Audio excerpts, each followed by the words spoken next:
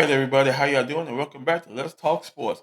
Your host Ron here, as I'm gonna go ahead and give you the breakdowns of the week of sports, which is WWE, my Hurricanes, as well as Miami Dolphins.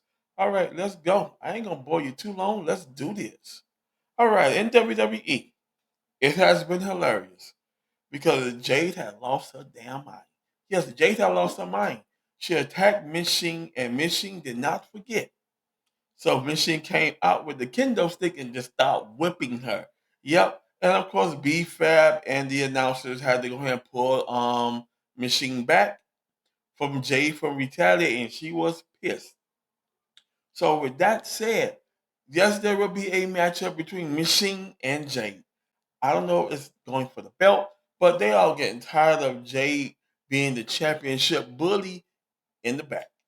Yes, Jade is just bullying them left and right.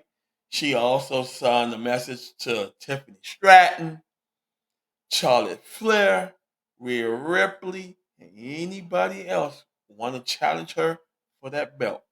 She's that bitch. And ain't nobody stepping to her like that. They say, Jay, do your thing. We got other things on our minds. Charlotte Flair and Alexis Bliss going for the National Tag Team Championship. Right now, Rhea Ripley and Io Sky is set to battle the Kabuki Warriors January of 2026 as they finna go for that championship title. And whoever win out of the Kabuki Warriors and Io and Rhea, then Charlotte Flair, Alexis, or Bailey and Lyra or anybody else. Of course, you know Nia Jax and the Bougie Bully Lash Legend. Yes, they all up in line for that title, on tag team title, as well as Roxanne Perez and Raquel Rodriguez. Yes, they're all up for that national tag team title championship. Meanwhile, as we all know, that Bianca Belair is due to make her appearance back to WWE sometime next year between January, February, or March, because you know she had to step out due to her finger injury, and she took some time off to spend with her beloved family, and she watched her husband do his thing. So that enough going on. Meanwhile, there was a matchup between Nia and Lash Legend as they defeated the Kabuki Warriors, not for the tag team championship, but they was up for a tag team title, not a tag team title, but a matchup. And of course, it was just too much Lash Legend and Nia Jax for the Kabuki Warriors. They just couldn't handle it. But the Kabuki Warriors had a whole lot of fight. But overall, Lash Legend and Nia Jax came out with the victory. As well, Giulia defeated Alba Fyre, and she letting Chelsea Green know, I am coming for you, and I'm coming for you for that title. So that was going on in WWE. Women's division, just like I said, men's division is so much doing. The only ones I follow is the Uso boys. Yes, Jay Uso and his brother. Right now, we all know his brother expecting their first child from his beloved wife, Miss Dangerous.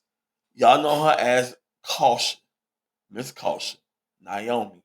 But I'm gonna call her Miss Dangerous because when she come back off maternity leave, she is gonna be extremely dangerous. So y'all look out.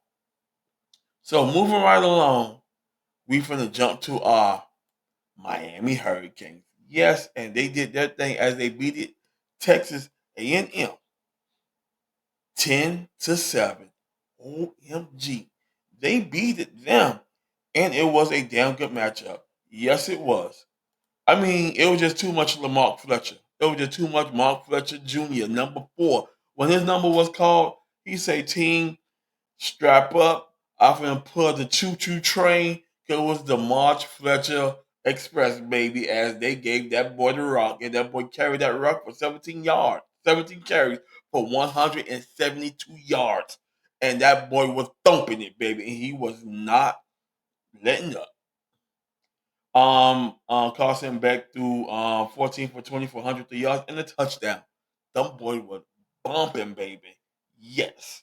That's the only touchdown that came in the game because we already knew it was a defensive battle between our defense and Texas A&M defense. We already know it was a defensive battle. So when that defensive battle was thumping, baby, them boys said, let's play, let's get it. And them damn referees let them play because them hits was hard. Them hits was so strong that players was knocking themselves out the game, giving themselves mild concussions. Yeah, that's how strong it was. But it was a defensive game because the first quarter and the second quarter was scoreless. The third quarter, the Canes jumped on the board with a field goal, left Texas A&M scoreless, and then the fourth quarter they did a touchdown, and Texas A&M did a field goal. But there was driving down, but that Cane defense stepped up and said, "Nope, not in our house." So up next for the Hurricanes, they play Ohio State, baby, and I hope they bring the same mentality to Ohio State because they're playing their backyard at the Cotton Bowl, baby. Yes, and I can't wait to see who beat that game because I got my Hurricanes all the way, baby. Yes. So yes, our Miami Hurricanes face off to Ohio State. It's gonna be a damn good game. It's gonna be a defensive game. So let's watch out because both defenses gonna come to play, and it only depends on who have the ball last to score, get in the field goal range, or just take it in for a touchdown. Now, our very own Miami Dolphins. It don't matter who's playing quarterback, as you already know Tua is benched for the remaining game of the season due to his poor performance. And I knew it was coming. I just didn't know why y'all ain't benched him earlier in the season. Yes, Tua has been off sync this year, yanking touchdowns, not touchdowns, throwing interceptions. Yep, yanking interceptions after interceptions after interceptions.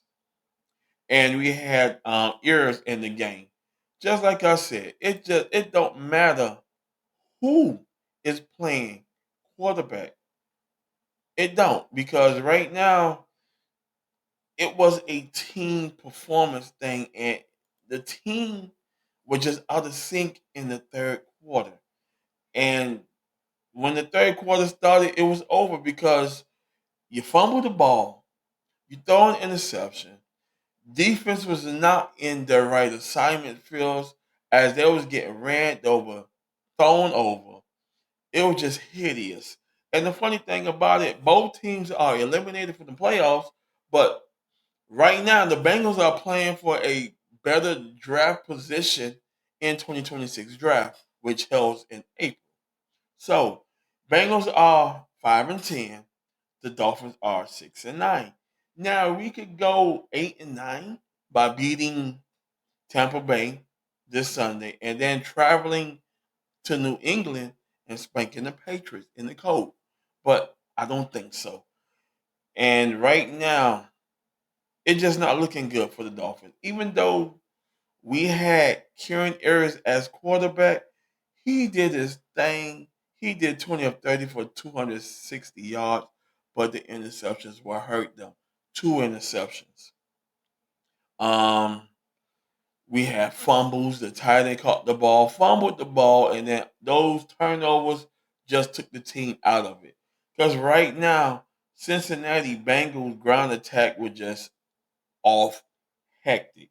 You had Chase Brown, a wide receiver, had 12 carries on quarter on wide receiver keepers for 66 yards. You had Sam G. Perrine, 7 for 25. Both of them scored touchdowns on the ground. The rushing attack was 26 carries for 105 yards, as what our defense gave up. The ground attack was 300, and the air attack was 302 yards and 4 touchdowns. That's a total of 6 TDs that our defense gave up, and it was just over from beginning to end. I mean, everything broke down. Cincinnati scored. Miami came down and answered back. Miami took the lead, 14. Then they kicked the field goal to 10. And then after that, it was just downhill from there. Cincinnati scored 3 unanswered touchdowns in the third quarter. That which gave them 21 points. And the Cincinnati Bengals defense shut the Dolphins out. They let them boys scoreless. And then they scored a touchdown in the fourth. Miami scored a touchdown in the fourth. But it is what it is. Our running attack was pretty decent. We carried the ball 28 times for 129 yards.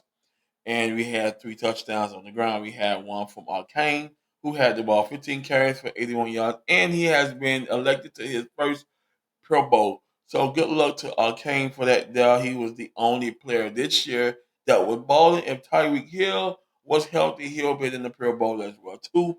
But his numbers might probably been off this year because Tua was just not in sync, and that's why he's the third string quarterback right now. Um, how his performance lead into next year? Not good. He might be the third string quarterback because now he had to fight for the spot. And the thing here is, even though the Dolphins are rebuilding the offensive line, but it was pretty decent enough to go ahead on and get Devon Akane, his first 1,000-yard runner we had for a while. Yes. And right now, I won't say it's the offensive line, it's the quarterback. When it's the quarterback, it's the offensive coaches. So yes, the organization from the coaching staff all the way down to the players was off. Ross is pissed because, like you said, he did not do the enhancements to the stadium to not have his team play in a Super Bowl. He did not do that. He don't want to sit down here and enhance the stadium. Oh, we could play at Miami, the Hard Rock Stadium. Oh, we can have the next Super Bowl at the Hard Rock Stadium. No, if the Dolphins not in it, then there's gonna be some changes. So that's what he did it for. He wanted his team, his Miami Dolphins, to be in his stadium for the Super Bowl as the Dolphins take it. But right now, Dolphins got a lot of talent they need to find. And my thing is, I will go against D3 and D4 schools because that's what Bill Belichick did. And how many championships did he won doing that? He went after his quarterback, Tom Brady, got him from Michigan. Everything else came from D3, D4 schools. No names you never heard of, players you never heard of. Look at them now. They Pro Bowl material. They going to the Hall of Fame. But on our team, we had a few, but not that many went to the Hall of Fame with the Dolphins. So just like I said, it don't matter who playing quarterback. You could go ahead and put the second string in. They're gonna lose. And that's the thing here is when y'all play Tampa Bay this Sunday, which team you bring in? You gonna bring a whole new team that wanna win, and then take that motivation to the Patriots, or you just gonna go ahead on and accept the loss that y'all played against the Bengals at home? Because the Bucks, they come here at the Hard Rock in our backyard. So Dolphins team organization because it's a organization thing. It's a team thing, not a one player thing or one person thing. It's a team effort. So which team you bringing? You bringing that A game or you bringing the F game? Alrighty, that's all I have to say for this episode of Let's Talk Sports. I got more coming for you for next week because our Dolphins play, our Hurricanes play, I gotta go ahead on and look at some footage from WWE. I know y'all want me to talk about the men, but right now I've been just following the USOs, and majority of their stuff is on pay per view, so I don't have pay per view like that. So, but other than that, thank y'all for watching. I love y'all. To my supporting staff and everybody out there, have a wonderful and safe holiday season. I love y'all. From my family to yours. Thank you. And I'll see you in the next one. Peace.